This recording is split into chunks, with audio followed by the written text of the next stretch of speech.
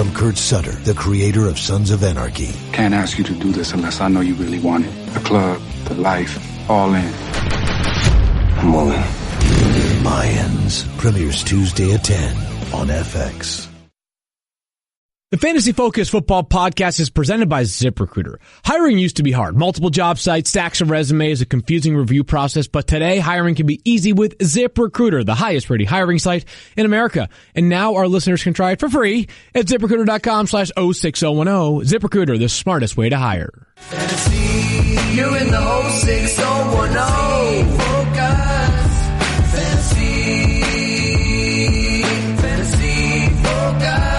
Welcome into the Wednesday edition of the Fantasy Focus Football Podcast. Sort of a smell in the air, which I'll describe in just a moment. My name is Field Yates, alongside Matthew Berry and Stephania Bell. What's shaking? How are you guys? I'm excited. Oh, I'll tell you why. You didn't actually answer the question. Field asked you very specifically, a very direct question, if I may. I deflected. He said, what's shaken? And instead of defining what, in fact, was shaken, or even saying nothing shaking, you instead said, hi. You said, what's going on? You answered a question with a question, which I have to be honest, is something that the great John Sawatsky tells us never to do. Luckily, you never do it. You abide by all the rules of grammar. Always. No, but I own it. Never. I didn't go to Princeton. I didn't go to Wesleyan. Shout out Wesleyan Birds. I don't have degrees from Kansas and Miami and a bunch of other fictional schools. How many degrees do you have? Real talk. I stop it. Hey, Field, what's shaking? Well, what I was going to say. Again, she dodges a question. She just dodged another question. Fine. What I was going to say is I'm this. ignoring him today, Daniel. Monday was our final mock draft Monday of the month. The season's around the corner. It is. Today is the first day in which I will take part in any of my redraft league drafts. Oh, I did one last night. The season is upon us. I began last night. I've got 3 today, painful. which I've been telling people is another way of saying I have no life. I have 3 drafts today and many more between now and the start of the regular season. I think your Instagram says otherwise, Field. I think your Instagram says otherwise. You're smart. So to me, it feels like the beginning of draft season. We always encourage patience. Now, some people draft as soon as July 31st. We feel as though, given injuries and updates to the depth chart and transactions, it makes a lot of sense to dive right into draft season late in August. Thanks to all those that are watching on Twitter. At Fantasy Focus is the handle that you can follow and engage with us, whether you want to take part in the polls or any other questions that you want to ask. Not Cool Keith will be fielding them throughout the podcast. I want to point something out. I had my first redraft last night.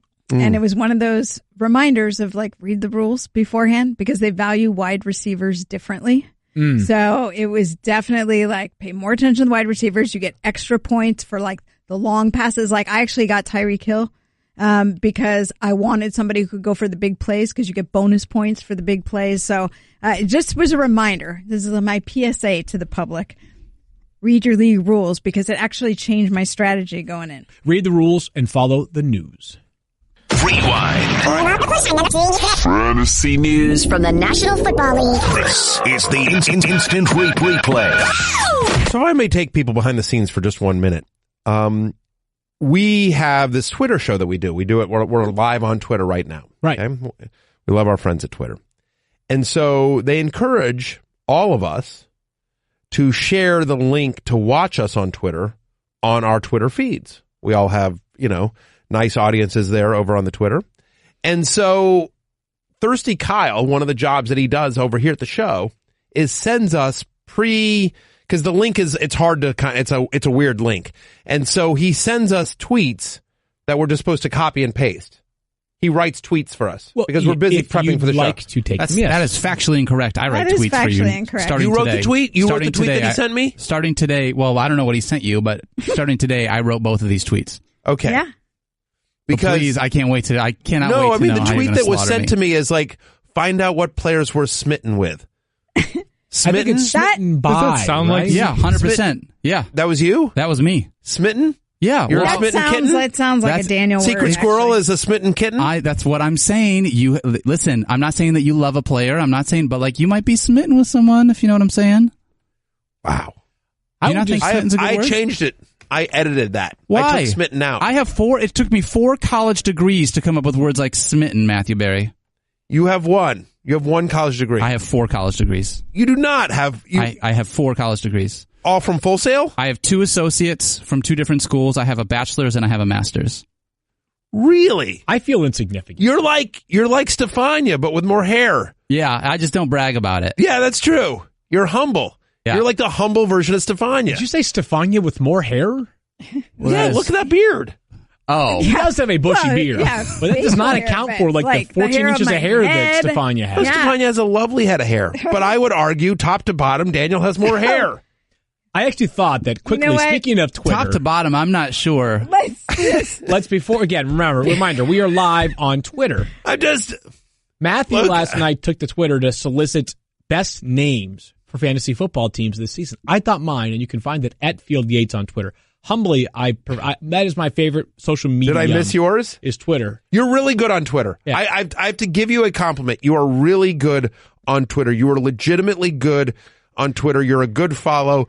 By the way, you're also Twitter very and emails. Like Field has just he's Johnny on the spot. Comeback. He is Johnny on the spot. He's very quick, and he has the best comebacks for you, which is really what I enjoy. I know. I feel like you do have he crushes you like a grape. It's unbelievable. Is what I would say. Do you have real talk, as the kids say? Do you have alert set up because you can set that up on Twitter so that when somebody tweets, you get an alert or you're notified? Yeah, no, I don't really have. Actually, I only have one, which is Schefter's, because there's so much breaking news. Yeah. And then during the NBA season, I turn on Woj when there's so much good NBA news. Absolutely. But here's what I have found is obviously when people follow 2 people, like if you follow both Matthew and I, or both Stephania and I, or all 3 of us, when any of us interact with each other, people see it on their timeline. Meanwhile, if someone follows just you or just me, they don't see the tweets interactions. We do have some fun. We do have some fun. Oh, this is a good question. Field Yates. Field or Mina Kimes? Who's the Twitter king or king? Mina Kimes is fantastic on Twitter. I mean, I think it's she is obvious. so good. It's unbelievable. She's the queen. I'm the king. That's simple.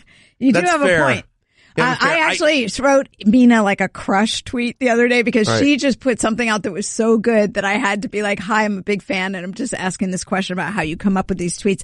And then the way she responded, a whole litany of people. She's brilliant. Honestly. She's valedictorian. She went to Yale, which is, almost like Princeton. And she was really, really one of the brightest people I've ever met. Honestly, Field, you are terrific at Twitter. Mina's better.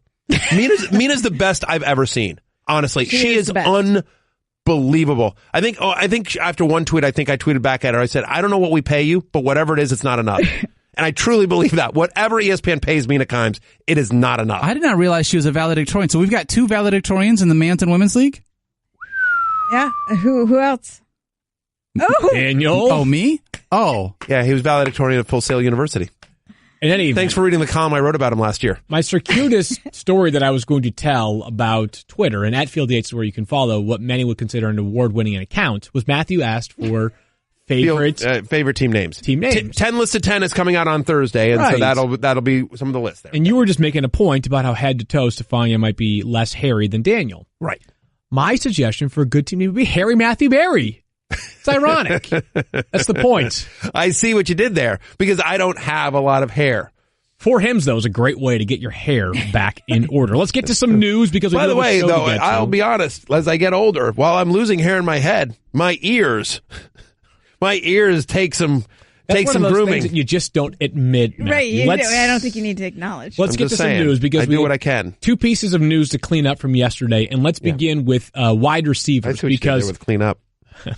Wide receivers, and let's start with Doug Baldwin, because we talked about him in depth yesterday, Stephania. You had listed him as, I believe, a 2 with an asterisk concern on your 0 to 3 concern level. He gave us, from his own admission, a little bit of an update on his week 1 outlook. He did, and it was interesting because I love it when players actually are forthright with their information about their injury. And Doug Baldwin, I thought, was very forthright in describing what happened. You may remember yesterday we talked about the fact that he had been doing some side work. He'd been out of most of camp. Well, he returned to practice now after sitting out the majority of camp because of injury. The Seahawks still expect him to be ready week 1. They had been saying that. But he himself, Doug Baldwin, noted it will be something he has to continue to manage through the season. And that's what I said yesterday, was that I thought just the nature of it made it sound like it would be something that he would potentially have to be dealing with all season. His quote from Doug Baldwin: "I'm probably about 80 to 85% right now, and the truth of the matter is that it won't be 100%. I've got to deal with it for the rest of the season." And if you want to see more, go to Brady Henderson, who covers the Seahawks for us, has a piece on how this could impact the number of receivers on the Seahawks roster. There was a time where I would have had Doug Baldwin comfortably inside my top 12 of wide receivers for this season. This news has impacted how I have ranked Doug Baldwin. Matthew, yesterday you made the case for him as a potential top 10 wideout. Now you have since updated your rankings with this news, but whereas there was a time where you could have told me that you were taking Doug Baldwin ahead of a player like Tyreek Hill or T.Y. Hilton, and I might have said, I get it. I think we've gotten to the point now where Doug Baldwin's much more of a wide receiver 2, a mid-tier wide receiver 2, as opposed to a mid-tier or a low-end or top-tier wide receiver 2. Kudos, by the way, to Princeton over there for nailing this on Doug Baldwin. I mean, you basically, yesterday on the show, basically, she said I feel like Doug Baldwin heard the show and she's like, you know what, Stephania's on to me. I better just cop to this. I feel like, she's an investigative reporter over there. So kudos to Stephania. Like, once again, great call there. But I put him at 16. Here's a guy that I had as high as 8 at some point in the preseason because I felt so good about him. He's a guy that's, always right around the top 10. And then he was coming into the season, obviously, with a lot of targets available. And so now, I put him at 16. That's where he comes in at the consensus ranks. You're actually more bullish on him than I am, Field. You have him at 15. Right. Tristan's the most bullish at 13. Stephania also has him at 15. So I have him just behind T.Y. Hilton for me. Yesterday, Adam Schefter and Chris Mortensen reported on a timeline for Alshon Jeffrey. Not just an update, Stephania, but a pretty specific window here. What do we know about Alshon? Sorry, just real quickly, I apologize for interrupting, but one thing I do want to say is Tyler Lockett, again, with this news, I mean, we'll see what happens with Doug Baldwin, but Tyler Lockett's like barely being drafted if at all. Brady Henderson also talking about the fact that he doesn't think Brandon Marshall makes the 53-man roster, at least the initial 53-man roster. He's sort of on the roster bubble. Field, I know you tweeted out a bunch of notable big names that are on the roster bubble as we get down to sort of final cuts here. But just something like, and we're going to talk about guys later in your draft, but Tyler Lockett is going as wide receiver 61. Like, he's being drafted in the 14th round. I don't know what you guys feel about Tyler Lockett. He's another guy that Stephania has also dealt with injuries throughout his career. He has. I just would say this about to wrap on Baldwin.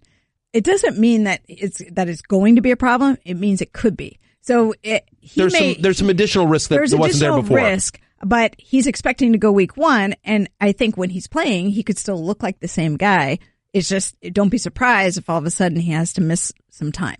That's Tyler Lockett certainly on the late round radar as a result of that. Just to reset here, yesterday Chris Mortensen and Adam Schefter presented us with some news in terms of the timeline for Alshon Jeffrey. Stephania, what now do we know that we may not have known during the podcast yesterday? I think the wording is key. As you said, Schefter and Mort reporting that Jeffrey is expected to miss, and I would emphasize at least the first 2 games of the season, but the team will activate him to the 53-man roster this weekend. The team's still optimistic that he can return by week 3, but it's important to remember this is a fluid process, so it's not a guarantee. I would say also the activation to the roster is important because it allows him to practice with the team. Once he's activated off that PUP list, the team had indicated they were not leaning towards putting him on the PUP list, and that ramp up in practice is a necessary next step for him. He's been catching balls on the side. We referred to that yesterday, but practice takes his activity to a different level, and then you see how do Alshon Jeffrey and his surgically repaired shoulder respond to that. And if okay, it looks like they're kind of tracking towards week 3. Throughout much of the preseason, we tell you, hey, let's monitor the situation as we get closer to drafts, and that can give you a better sense of how to handle it. It's now August 29th, and a lot of people, present company included, are all in on draft season. So if you were drafting tonight, if you're like me, you're drafting 3 times tonight. Mm-hmm.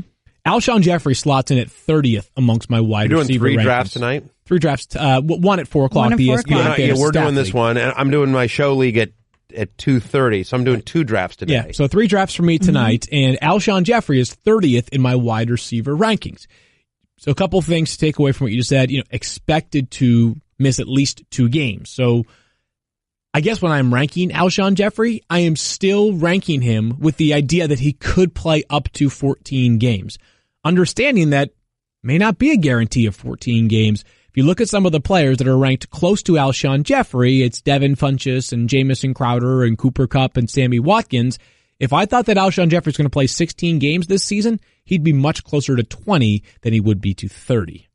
Yeah, he feels very touchdown dependent. Alshon Jeffrey, touchdown dependent. Huh? Banged up, touchdown dependent.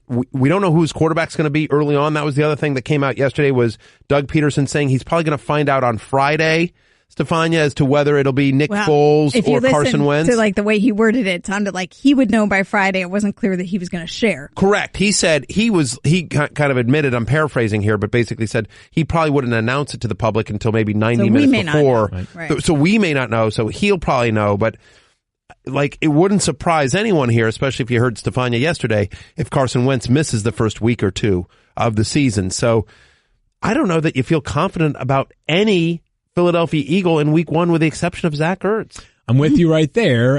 Zach Ertz, the unquestioned number one target in the passing game.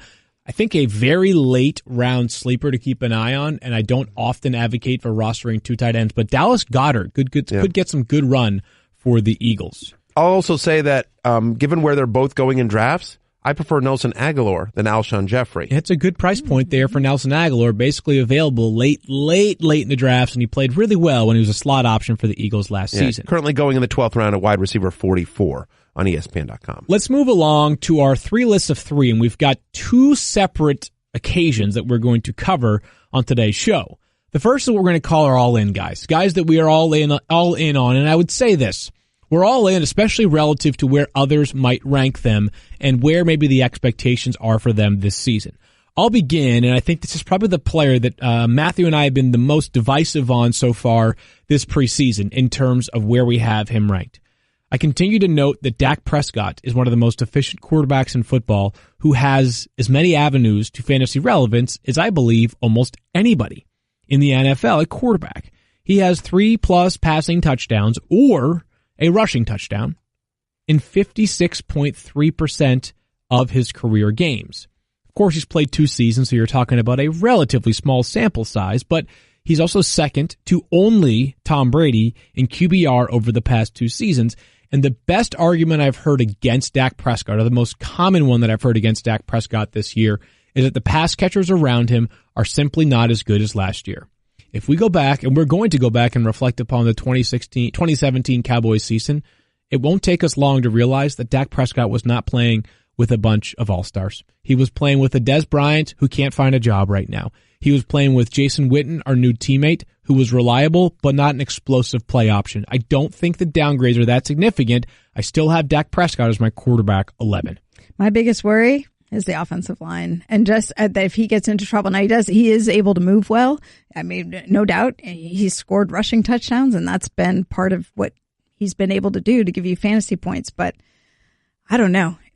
Even just watching that preseason game, I don't know who they're going to have up front and how that's going to look. And I do think that impacts him if he has to rush more, make decisions more quickly with a less familiar pass catching group.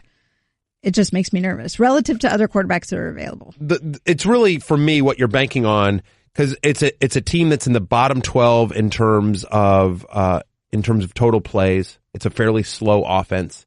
And it is, I believe they're 30th in pass attempts over the past 2 years. Like, it's not a very high volume offense. Honestly, Dak Prescott's fantasy value has come from his rushing, right? I mean, he's got the same number of touchdown passes the last 2 years as Eli Manning. That's what we're dealing with here. We're dealing with Eli, right? Touchdown passing wise. So it's just his rushing, and just whether you can believe he's had 6 rushing touchdowns each of the last 2 years. The argument I've always used is that if you look closer at those 6 rushing touchdowns, 4 of those field came from 10 yards or more out.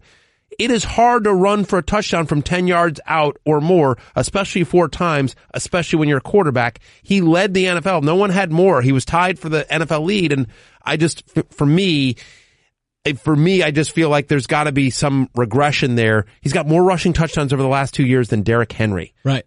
I mean, Derrick Henry is backup running back for the past 2 years, which might make more sense. I'm moving along to my second, and this is a 2-for-1 special, if you will. Yeah. One of the biggest question marks leading into this upcoming season. That's right. One of the biggest question marks moving into this season has been who will catch passes for the Patriots at wide receiver. Well, the answer we know for the first 4 weeks is not Julian Edelman, as he is suspended for that time. But I do believe that Chris Hogan and Julian Edelman will prove to be some of the best values in your draft this year. I've got Hogan at 18, highest amongst the rankers here at ESPN, and 7 slots higher than his ADP. I'm also highest on Edelman at 34. Matthew, you and I are 9 slots apart there. I would just say this, that if you take into account the 4 weeks that Hogan will have as the unquestioned number 1 wide receiver, plus the role that he will have as the Patriots' number 2 wide receiver, there's so much volume, especially in the red zone, as we saw last year when in the first 8 games that he played, he had 11 red zone targets. That was tied for 4th in the NFL. And a reminder, Julian Edelman is Tom Brady's best friend off the field and best friend on the field. He was targeted on 28.2% of his routes in 2016, 3rd highest amongst wide receivers that year. Obviously, he missed last year. Does not look like a player that I think has shown much wear and tear this preseason with his ACL injury. And I just believe the volume is going to be so significant. The Patriots felt comfortable, given the relative lack of depth, trading away Brandon Cooks this offseason. Part of the reason why is Julian Edelman will feast. So, first off, 100% with you on Chris Hogan. He made my love list. He's candidly, if you hadn't picked him for this, he would have been one of my players, one of my all-in players as well. I could not agree more on Chris Hogan, who we did a thing on him yesterday on the Fantasy Show on ESPN Plus. By the way, I'm a company man. Prior to his injury, he was a top 10 fantasy wide receiver, and he was leading the Patriots in red zone targets. I mean, they were looking for him more in the red zone than Rob Gronkowski.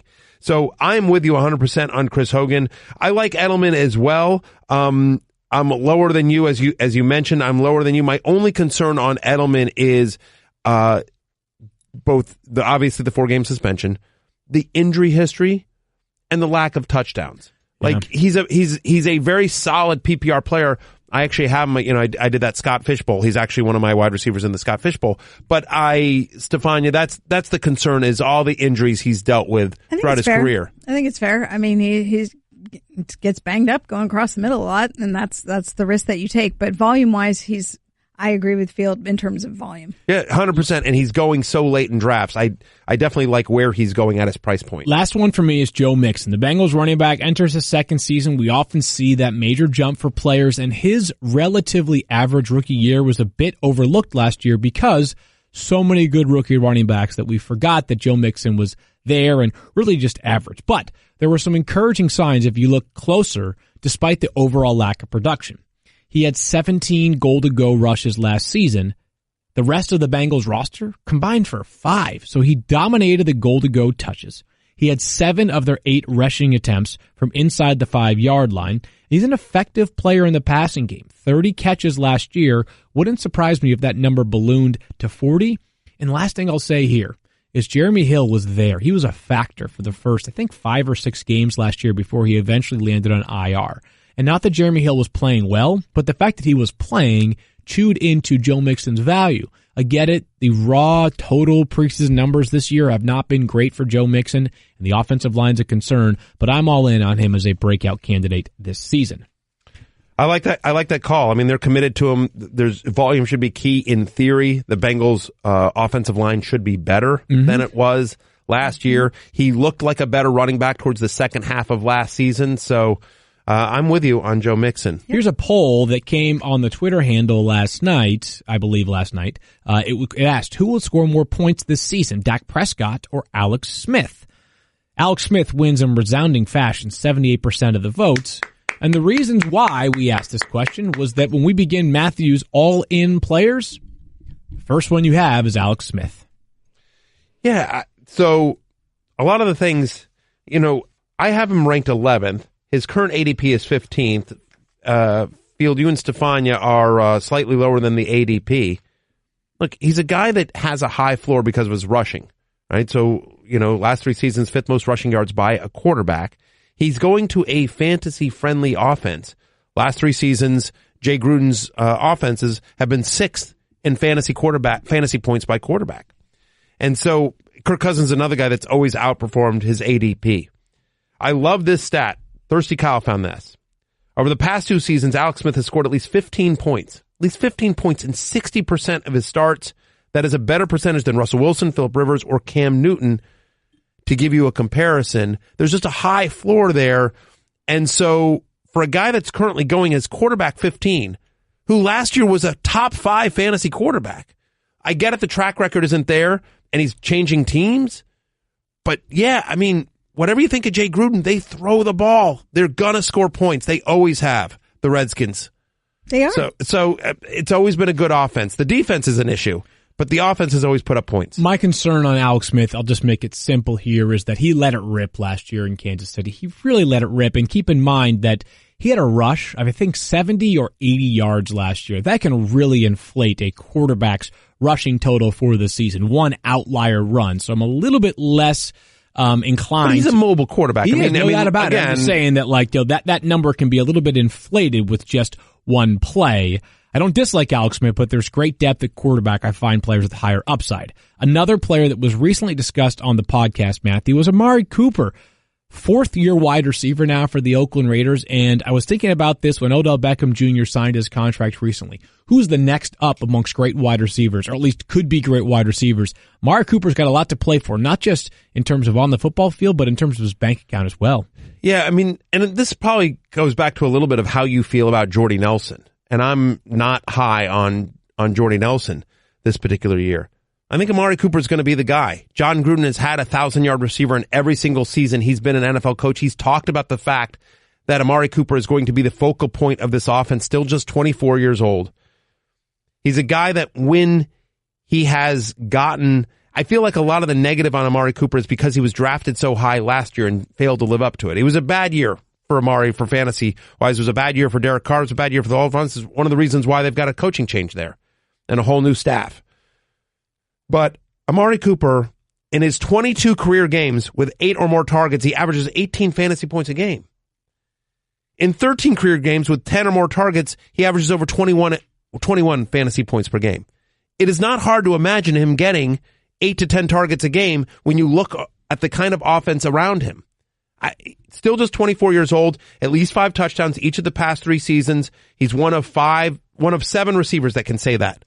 I'm no Michael Crabtree. I'm not worried about the targets. I'm worried about the actual catches. I mean, the field thing with Amari Cooper is I feel like he has these games where he's spectacular and you see these flashes of it. We even see it in the preseason. Then you have these other games where it's droppity drop. And then there's just this lack of productivity.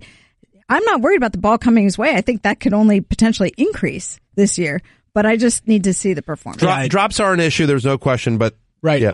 Sometimes when we make the case against a player, it's really not against that player. It's more in favor of others. And wide receivers that I have ranked just ahead of Amari Cooper include the likes of Demaryius Thomas, Stephon Diggs, Jarvis Landry, who I almost made my all-in player for this year, and Chris Hogan as well. Last one for you, Matthew, was a familiar running back who we have shared a lot of optimism about on this podcast. Christian McCaffrey. So I did yesterday, once again, on the fantasy show on ESPN+. I'm a company man. ESPN Plus, by the way, merging with ESPN Insider no more. Yeah, it's cool. If you want a year of ESPN Plus, you can just subscribe to rotopass.com. Use the promo code PLUS for 10% off. PLUS to celebrate that. Very excited about that. So you can watch the show and get it for free if you subscribe to RotoPass, and you get all sorts of great insider content as well. But anyway, on that show, Field, we did a bold prediction segment, and one of my bold predictions was that Christian McCaffrey would be the number 1 running back in fantasy this year. Nice. Again, it's a bold prediction, but we've seen the usage. But it's not whoa, crazy. I don't think it's whoa, crazy. I mean, the idea of a bold prediction is something that is unlikely to happen, but within the realm of possibility. And I think it is unlikely that Christian McCaffrey is the number 1 running back in fantasy this year, but I think it is within the realm of possibility, Field. Remember, this is a guy that was 4th in the NFL in terms of fantasy points per touch last season, with, I believe, 1.16. If he gets 28 touches a game, right, which won't happen. I mean, he got 14 touches in the first half of a preseason game. Sure. But so he's not going to get 28 touches a game. But again, like, if he gets 13 touches a game at 1.16, He's the 4th best running back in fantasy last year. Right. So it's just a guy that was getting tons of first team snaps. They seem committed to using him as a workhorse bass. Remember last year, weeks 9 through 17, he averaged 4.68 yards per carry. Seemed to get used to being an NFL running back, going between the tackles here. Honestly, I think a monster year is coming for Christian McCaffrey and Norv Turner's offense. C.J. Anderson seems like just an afterthought. I don't disagree with the idea that a monster year is headed for Christian McCaffrey. The only thing that concerns me about his ability to have a monster season, and we're talking like I think he has top 5 potential, maybe not top 1 potential, is just how many yards can he bang between the tackles versus other players like David Johnson and Todd Gurley and Leonard Fournette that are more pure runners, I would say, in that regard, which can get you an extra 25 or 30 fantasy points, which could be the difference between being running back 1 and running back 4. Sure. But a guy that's currently going as running back 11. Yeah, I think we all, anyway, so I don't disagree. All in on Christian McCaffrey. Run CMC, baby. I always thought that the MeUndies was really cool. I always thought that MeUndies was that really cool underwear brand with the fun, crazy prints, but it wasn't until I actually tried them on that I realized, my goodness, they are seriously the most comfortable thing I've ever worn. This is confirmed. They use a micromodal fabric, which is a full 3 times softer than regular cotton. I couldn't believe how soft these things were, and they release multiple fun prints each month in matching socks and bralettes. Daniel revealed yesterday he is a leopard print. Yes. Leopard print. Yes. Or tiger stripe or something like that. You can even get a matching pair with your partner with 100% satisfaction guaranteed. You're going to love these undies, but if you're not into it, just send them back for a full refund. MeUndies just launched a brand new membership. You can level up your top drawer with new undies each month. Members gain access to exclusive prints that no one else can get. They get special member pricing on every product MeUndies makes, and you can switch styles or skip any month you want. MeUndies has a great offer for our listeners. For any first-time purchasers, when you purchase any MeUndies, you get 15% off and free shipping. It's a no-brainer. Get 15% off a pair of the most comfortable undies you'll ever put on. To get 15% off your first pair, free shipping, and a 100% satisfaction guarantee, go to MeUndies.com/FFF. That's MeUndies.com/FFF. Stefania, we know that you've got a couple of players that you are all in on. We have known this for quite some time. Let's begin with your number 1 player in all of fantasy football this year. I don't think any of my players are going to be a surprise. It's just a chance for me to reaffirm why I like them so much. All in on David Johnson. I was able to get him in my redraft league last night at the 2nd pick. So I was very happy with that. Look, I have him rated as the number 1 overall just because I think he has the ability to do it all. I think Sam Bradford is going to be looking for him frequently. Kyle dropped a nice stat here for me. Sam Bradford tied for the 8th most completions to running backs in his last full season, which was 2016. And if 2016 was a good year for Sam Bradford throwing to running backs, it was also a great year for David Johnson, who was the number 1 player in all of fantasy that year. 407.8 points, still the most by any running back since 2006. He had the wrist injury, obviously, last year, which cost him virtually the entire season. But other than that, he hasn't missed a game. So the soft tissue injuries have not plagued him. He has been, he got his knee banged up at the very end of the prior season, but he hasn't missed time. It's hard to argue with him. Right. Again, on these players at the top of the draft board, this is like choosing between your favorite children. Favorite child or favorite restaurant. There is no wrong answer here. I have David Johnson. Favorite child? Oh, sure. Me. I of course, I rank all my kids every single day. I let them know where they are in the standing. That's the way you do it, right? That's the way to parent, right? I believe that's how you parent. I read a book about that. Just let them know, like, you're low in love today. Hey, you're my favorite. You know, play favorites and take sides and rank them against each other. That's how I do it. Don't have a major disagreement with David Johnson. I happen to have Todd Gurley first, but there is a compelling case for, I think, 3 players. I blame Le'Veon Bell. Right. There's a compelling case for each of them. You're wrong, but okay. Keenan Allen, Stephania. I guess we shall see, because it's probably going to be Christian McCaffrey. But anyway, they're all awesome. Keenan Allen also on your list, Stephania. We had the chance to catch up with him at Chargers camp. A player that looks sharp. Very good. Yeah, the knock on him early in his career was he couldn't finish out a season because of injuries. I always thought he just had some really odd injury situations. And I go back to 2015 because that's when he was really bursting out. He was having this career year. He was on pace, if he'd finish out the season, he was on pace for over 1,500 yards receiving. So he ended that season, unfortunately, halfway through with a lacerated kidney. Again, an unfortunate and yet bizarre injury. Then the following year, obviously tore his ACL, but he bounces back, puts together all 16 games last year and some amazing stats. Saw at least 10 targets in the majority of games last season. There were 2 players, Kyle tells me, that went over 100 receiving yards more than 5 times in 2017. Keenan Allen was one of them. The other one, guy you've heard of, Antonio Brown. So I have heard of Antonio Brown. Right. So I don't want to brag, but I totally have heard of Antonio Brown. If you're in the same conversation with Antonio Brown. How about you, Daniel? Have you? I have heard of Antonio Brown. I think him and I went to, we almost went to the same college, CMU. Right. Mount Pleasant. Oh, interesting. That's not one of your degrees is from CMU? No, I did not get a degree from there. No, unfortunately not. Field, have you heard of Antonio Brown? Nope. Make a note for me to tell Field all about Antonio Brown. Yeah. He's pretty good. All right. So, yeah, Keenan Allen. Yeah. All in on him. Yeah, I'm all in. Right. 100%. Again, it's hard for either one of us to poke a hole in your debate for Keenan Allen as an all-in player this year. I think, if anything, that sometimes he gets a bit overlooked in the very best wide receiver in football conversation. Not the best, but he's right there in the top 5 or so. Stephania, it wouldn't be a full show without a 49ers reference. That's right. And it might surprise you to know I'm all in on one 49er. Look, this is consistent. I've been high on Marquise Goodwin all along. I'm obviously higher than you two in the rankings. You guys have him in the 30s. I have him at 21.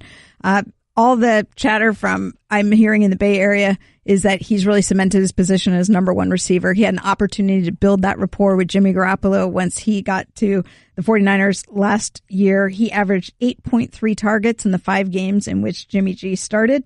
Top 6 receiver in all of these categories over those games he played with Jimmy Garoppolo last year. Receptions, receiving yards, targets per route run, and receptions per route run. You can tell that they have a chemistry on the field. I think the value for Marquise Goodwin in fantasy drafts is immense. I think I missed out on him last night, and it was again somewhere crazy. It was like, I don't know, 4th round, I think, and I think he's a much more valuable receiver than where he's being drafted. I've got him ranked as the highest rated wide receiver amongst the 49ers as well, a little bit ahead of Pierre Garçon. I've got both of them right around 30 in my rankings. 2 talented players. There's not if you want to make a case you want to see more from Jimmy Garoppolo, that's fine, but I think you're going to be regretting that sentiment by about week 5 of the regular season. I'm the same field. I have good. Hold on, Matthew. Let's turn your mic back on real fast. I have, that's right. Sorry, I had a cough, so I turned my mic off. I know, you're a broadcasting professional. That's what I am. Yes. Sure. At least half of that statement is true. I am broadcasting. All right, so I have Marquise Goodwin at 30, Pierre Garçon at 34. I agree with you. It's interesting, though. So we had Louis Riddick on the fantasy show on ESPN Plus yesterday. Company man. Bragger. Louis is great. And we asked him for some of his bold predictions. One of his bold predictions was that Jimmy Garoppolo would certainly lead the NFC West in QBR and possibly the NFL. So he loves Garoppolo. Stefan, you would have loved the segment. Mm-hmm. But one of the things, and I asked him which wide receiver benefits the most, and he talked up Goodwin, but he also talked up Pierre Garçon and just mentioned how, especially with the new rules field, that the middle of the field is going to be wide open. And by the way, it goes to your Edelman argument as well, that just basically because they're not going to let defensive backs just, bang on wide receivers, that the middle of the field is just going to be wide open. Here's the thing. And that he continues to see, when he's watching tape of the 49ers, he keeps seeing Garçon there in the middle of the field. I'm going to to respond to that, I'm going to say, yes, there are 2 things that are happening. The defensive backs are so afraid of Marquise Goodwin getting by them and beating them because he's so fast that they tend to play off of him. So he's had a lot more opportunity across the middle, and they're starting to use that more. Yeah. If they do bang off of him, he's still going to bypass them down to the end zone. So I still prefer Marquise Goodwin over Pierre Garçon. But I think we all are high on the 49ers offense. From Kurt Sutter, the creator of Sons of Anarchy. Where they been hiding you? Stuck in state prison. Comes an all-new FX original series, Mayans. Can't ask you to do this unless I know you really want it. The club, the life, all in. Whatever the club needs. What happened to you? You're the only one I can really trust. You're in this now, son. No getting out. Mayans premieres Tuesday at 10 on FX. Fantasy, you're in the whole 6010. Focus. Fantasy, focus.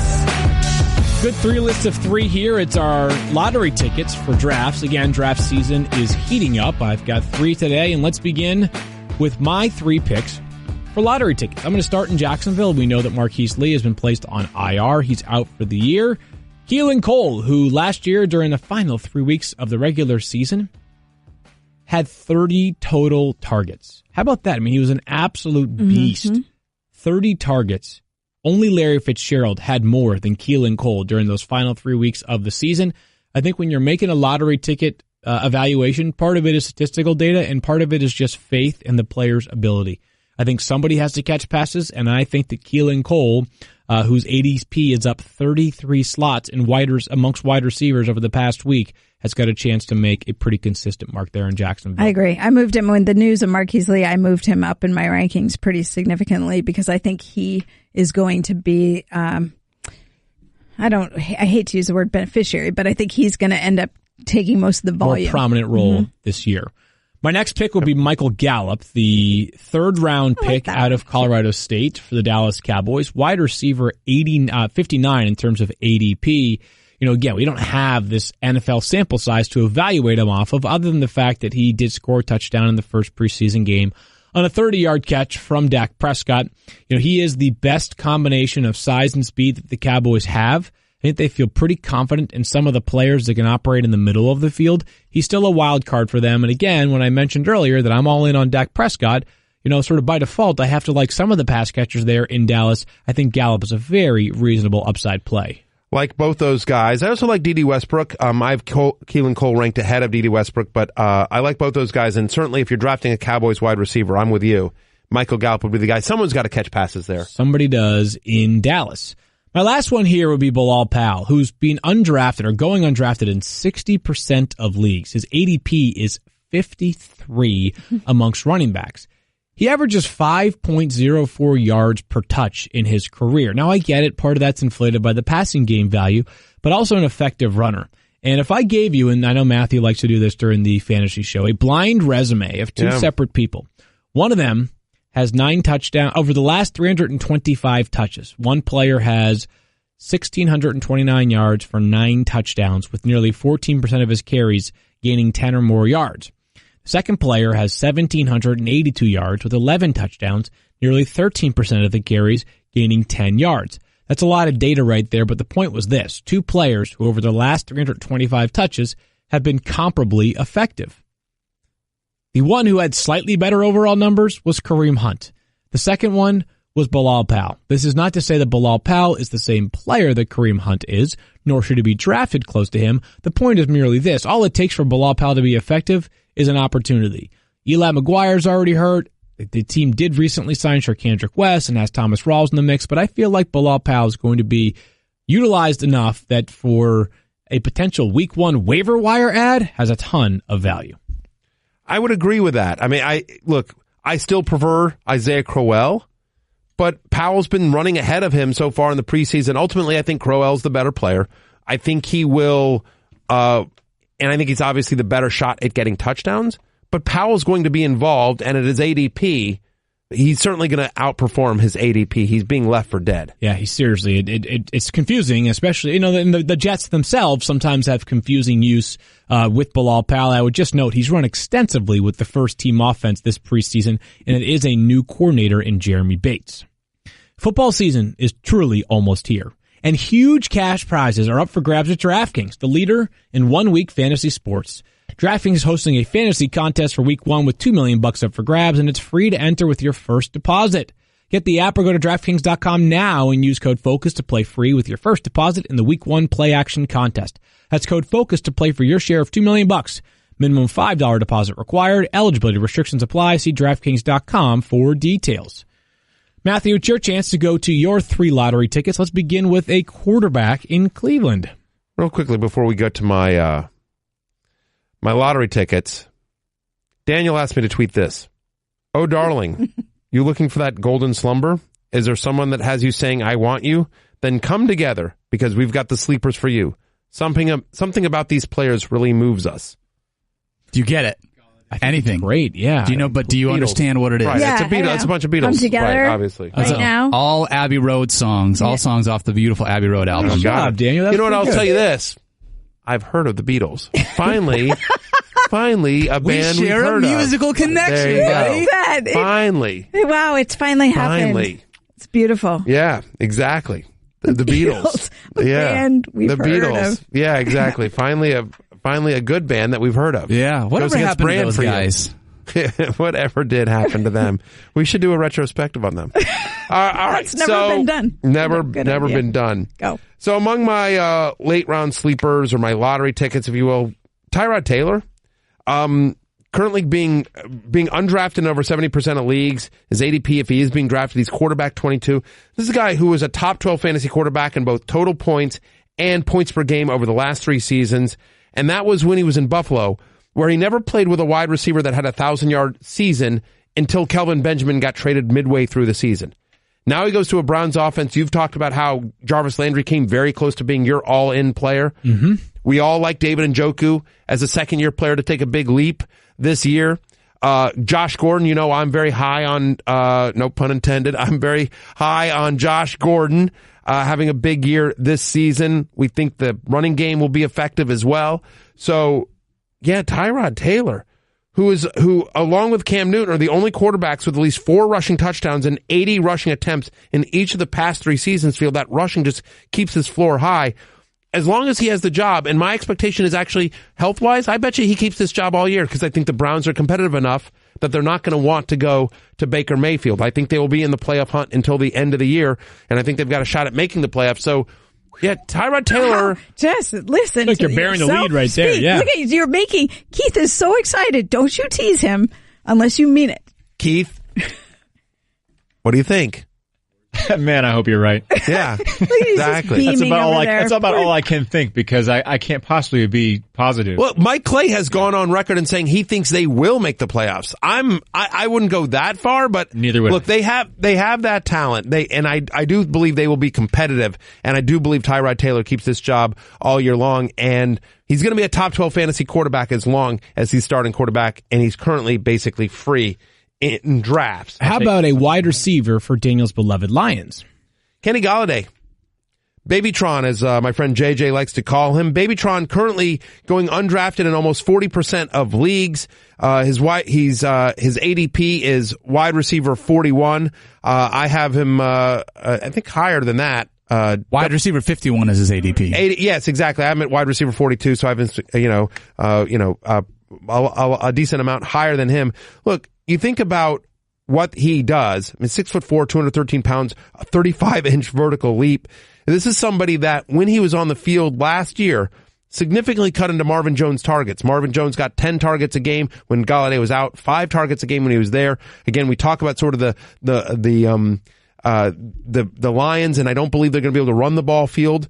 They're looking for kind of a big red zone target. They finally got rid of Eric Ebron. I think Kenny Golladay has a fully healthy here. He's a nice, talented player. So in a pass-friendly offense that's going to score points that doesn't have an other obvious red zone threat, I mean, you've got some Marvin Jones there, but I think Kenny Golladay will significantly outperform that wide receiver 51 ADP. I'm very interested to see if he ends up taking some snaps and 2 wide receiver snaps sets away from Golden Tate. We'll see if he does. He has been doing that some in the preseason, yeah. We'll see if it carries over into the regular season. One more, Matthew, a Packers running back you've discussed quite a bit. Yeah, and that's Aaron Jones. I mean, I think he's the most talented running back on the Green Bay Packers. Again, the big playability, 8 different rushes that went for at least 15 yards on his 81 carries.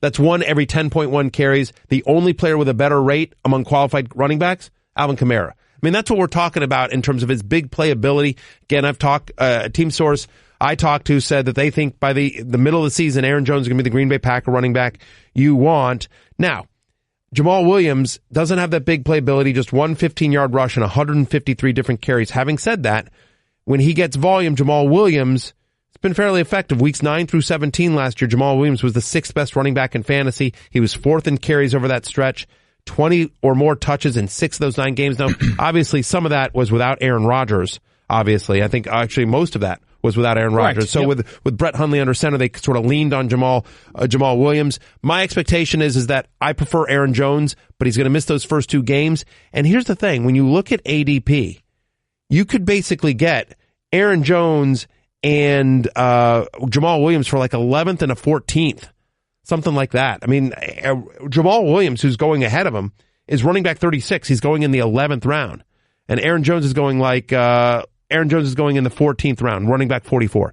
So to me, getting and I don't believe this is a committee. I believe there will be one guy. So to get the starting running back on the Green Bay Packers for an 11th and a 14th all day, every day. Stephania, let's hear your 3 list of 3 for late round flyers that you like. And we begin with yet another Chargers wide receiver. Another Charger, Big Mike Williams. And I do think there's some benefit, and we talked about this when we went to the Chargers camp. When you actually see a player, I mean, he is an imposing physical specimen. Even though I was at Chargers camp last year, I didn't really get to see him. Why? Because he was injured. He had that disc problem in his back last year. He talked to us about it. It affected his leg. He actually had nerve issues related to that injury. And that's why even when he came back, he really wasn't as impactful as he could be. And he was also a rookie, just trying to learn the offense and get in sync. Well, this year, he's been able to work with them throughout the offseason, and we've seen him at his best physically. If you've watched him in the preseason, you see how he's able to literally climb up over other players to make catches in the end zone. This is what they brought him in for. Over the past 5 seasons, Thirsty Kyle gives us this stat. The number 2 pass catcher in a Phillip Rivers-led offense has averaged over 6 targets per game. I think there's potential for about that volume. That sounds about right. And I think there's the potential for touchdowns. With the loss of Hunter Henry this year, I think they will be doing some different things in the red zone. I think Keenan Allen has a chance to do some more in the short yardage plays in the red zone, potentially score. And I think Mike Williams is the guy they will send it to in traffic. So I really like him. Big body. It's hard to miss. He's been one of the breakout stars of their training camp. Yeah, I'm on board with Mike Williams as a late round flyer. That's one of my favorites as well. A first-round pick in 2017. Let's go to a first-round pick in 2018, Stephania. And you have mentioned this name on a few occasions now during the preseason, Mr. Calvin Ridley. I do like him. 26th overall pick. Look, I think he's an exciting player to watch. There's talk about his drops. I get it. He even put on display a couple of drops in his most recent outing. As Kyle notes, he did improve in his drop rate in his final collegiate season.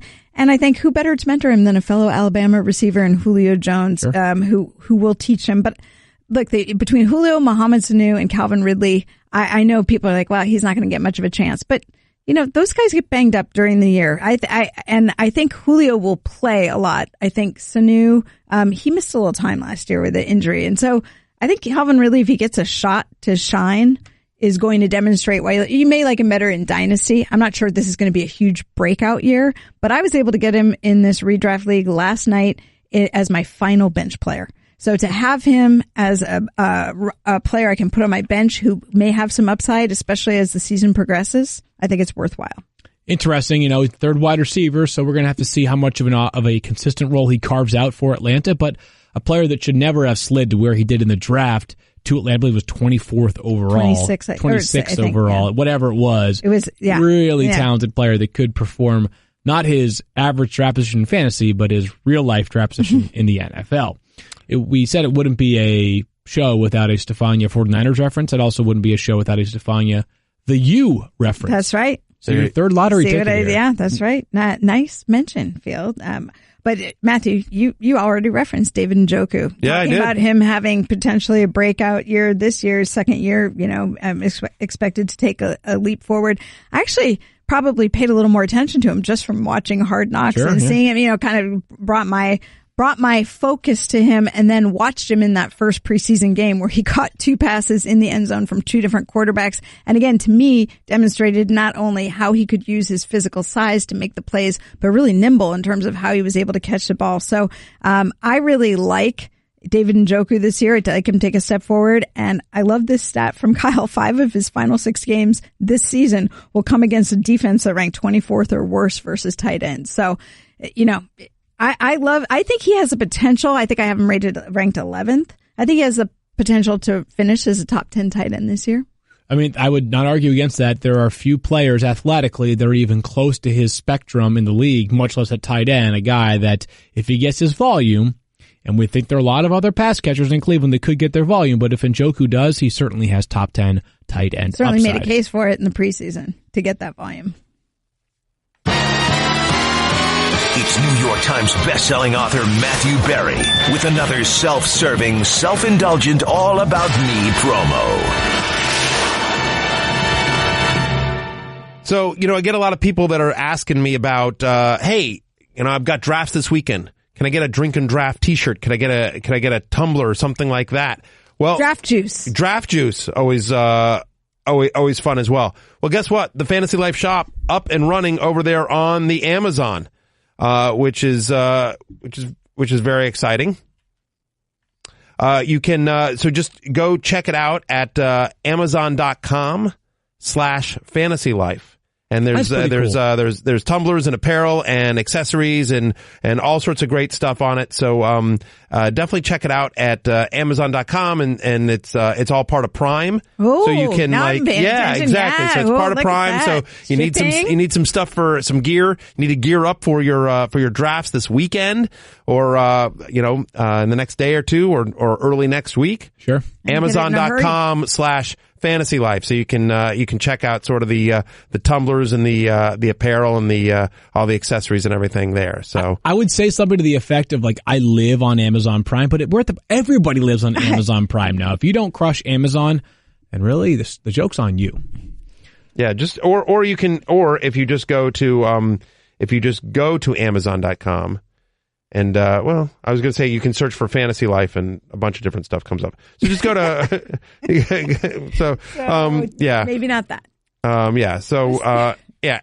Amazon.com/Fantasy Life. How about SeatGeek, Matthew? Another one that, is on your radar right now in terms of cool things going on. Yeah, absolutely. Let me talk to you exactly about SeatGeek as soon as I find my page to talk about SeatGeek. Here it is. Football is back, Field. I don't know if you're aware of that. I've heard. Yep. Football is back. SeatGeek is the smartest, easiest way to get tickets to every game all season long. Whether you're searching for a last-minute deal like Stephania, planning a night out like Secret Squirrel, or need to find the perfect gift like you, Field Yates, SeatGeek helps you find the best seats at the best prices, I should say, fully guaranteed. Nothing quite like being there in person. SeatGeek will get you closer to the action for a great value. SeatGeek designed to make your ticket buying experience easier than ever. By searching multiple ticket sites and grading every ticket based on value, SeatGeek helps you immediately identify the best seats that fit your budget. Plus, every purchase, again, fully guaranteed. That's always important when you're buying tickets online. You always want fully guaranteed tickets so you can shop for tickets on SeatGeek with confidence. And it doesn't end with sports, by the way. SeatGeek has plenty of tickets to concerts, comedy, and theater as well. Best of all, listeners of this podcast get $20 off their first SeatGeek purchase. So here's what you do. You download the SeatGeek app and you enter the promo code FFF today. That's promo code FFF for $20 off your first SeatGeek purchase. SeatGeek, life's an event. We have the tickets. Okay, guys, we got a couple of men's and women's league things to get to real fast to close out the show. This first one I have is a women's league submission from Rachel Markowitz. Okay. I hope I said that correctly. Now, Rachel wrote us basically a fantastic story about some things that have happened in her life. Can't read the whole thing. Just trust us. I'm going to try to go through the highlights. It's still a little bit long, but it's definitely worth the read. Her dad and her brother were playing fantasy. She asked if she could play. They told her, no, you're a girl. You wouldn't get it. So she decided, even though she didn't know anything about fantasy football, she's going to take matters into her own hands because she knows numbers. I read articles by fantasy experts like Matthew Berry. I like that. So that's analyzed, yep. Analyzed advanced player metrics and watched hours of football with my father and brother learning to decipher the complex rules of the game, both fantasy and reality. By the end of the season, I consider myself sufficiently adept to use my newfound fantasy knowledge to even give an informative speech for a 10th grade English class assignment. So it's very possible, a young lady that really wants to get into fantasy football. Yeah. The following season, I was reluctantly accepted into my fantasy league as the only girl 30 years younger than the average member of the league. Good for her. My fantasy sports story may seem trivial, but in reality, the experience was not so different from being a girl at STEM at my science specialized high school. As I pursued advanced math and science classes, I noticed the number of female students sharply decrease. In AP Physics, I was the only girl at my table, and in AP Calculus, the boys would talk around me as if I weren't there. I was rarely asked my opinion, and though I reached out to my male counterparts when I was stumped, they never sought my advice in return. It seemed like it was fantasy football all over again. But rather than sit on the sidelines, as you may say, I'm working on the front lines to expand STEM accessibility for my social science research project that's being submitted to national competitions. I'm working on a NASA-funded study examining mechanisms for raising STEM engagement in rural areas where many students lack the resources to pursue such endeavors.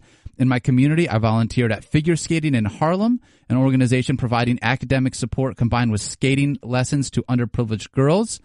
I may be fascinated by fantasy football statistics, but I'm far more fixated on another rule. Male STEM majors outnumber women nearly 3-1, just as I did my part to correct a gender imbalance in my own fantasy football league. I aspire to do the same with STEM participation research during my time at college. I've made my college pick. Now you guys are on the clock. This young lady's in high school. Yeah. And that blew me away just hearing that. First of all, we had that 12-year-old woman, a young lady, I should say, that we met at the DC show. Yes, that is true. She was in the show. She was in the league last year. So I just want to say, I want to point out, look, in her own family, she was discriminated against. You're a girl, you can't play. Right, this is something, I heard this years ago. Yeah. And, we think we're making a correction, but clearly we have a long ways to go. 100%. I give her a ton of credit for going about her own research and basically lobbying her family and their league to get in, and then going to the playoffs she was in 10th grade. Yeah. And now she's taking this beyond fantasy football 100%, to the community. Which love. Awesome. I can't say enough about it. She's got my vote. Yeah, sure. I feel like, do we all get to vote on the women's league? I think it's only Stephania. We all get to weigh in, but Stephania's that got that veto 100%. power. Yeah, But is there any it's a yes for me. It's fine. Yeah, it's up to you. Yeah. Rachel, I'm in. Yeah, it's a unanimous across the board. Right. Kind of like American Idol. You get all the votes, and then I get to say officially yes. So can I be the Paula Abdul of American Idol? No. Darn it. Wow, that's all right, amazing. so Rachel, I guess we should give her a nickname though. We should. What should her nickname be? Not the Bachelorette, late Rachel. No. Lindsay. Something around the science, the STEM, because that's her big. But she's thing. super smart. Yeah, that's super smart Rachel. Super smart Rachel. Let's super just do smart that. Rachel. Super smart Rachel. Welcome to the Women's League. Put it on the board. Awesome, and that has actually filled out the Women's League. Yay. We have all 12 participants. Stephania, Danielle, Jen. I did not realize Kimes. Mina Kimes was actually in the list. Oh yeah, yeah. That must have happened on a day I wasn't here. Yeah, that was one of the days that we got a lot done that day. That makes sense. Yeah. Christina, Melissa, tour guide Tasha, the fiance to be named later, lawyer Alex, CSI Christy, 741 Jessica, and now super smart Rachel. All of you will be getting stuff. So the Women's League is filled out. Congratulations to all you ladies. We have we got a couple of Man's League guys that we still need to put in. We're going to do one submission today. Luna, if I can have you put this up on the Twitter stream, we will share this at Fantasy Focus for our podcast listeners. This is an Instagram post that came from iRacer. This is his Man's League submission, and it is a photo. Maybe we'll get it. There we go. I think he was trying to recreate the beignet photo here. Is that what? I don't know what it is, which is why I loved it so much, because it reminded me of Matthew's photo. So bad it's good. It looks like a body part. Yeah, it looks like it's concerning. That's sort of what I was thinking when I saw Matthew's photo. It looks like, this is what I think it is. The brown, I feels like a pillow or a couch. I was going to say a pillow or a couch or a chair. It's somebody and it's somebody's leg. Feels like that's probably a leg. Might be. I don't know. It just made me think your beignet photo, which, by the way, has basically gone viral at this point. Yeah. You know what I mean? Yeah, quarters. So 100%. We appreciate the submission. Sorry, iRacer, I don't think you're going to make the cut, but I do appreciate that you follow Matthew Berry on Instagram at Matthew Berry TMR, at Field Yates, and at Stephania B87. That's the one. And by the way, just if I can very quickly, the Amazon page, we've sold out of a lot of stuff. I've noticed, and so if you can also go to fantasylife.com. So if you need your fantasy gear, go to either Amazon.com/fantasylife or fantasylife.com. On Thursday, we are going to do an audio podcast with myself and Mike Clay, and then we're back on Friday. So for those of you that watch on Twitter, at Fantasy Focus is the handle to follow along. We are back on Friday tomorrow. I'm putting my daughters on the bus for their first day at school Thursday morning. While you and Mike are doing the podcast, I'm putting them on the bus for first grade. Very exciting. Congratulations to the Berry family. In the meantime, Thursday's podcast, audio version. We'll talk to you then. And then we'll be back on Friday. Peace out.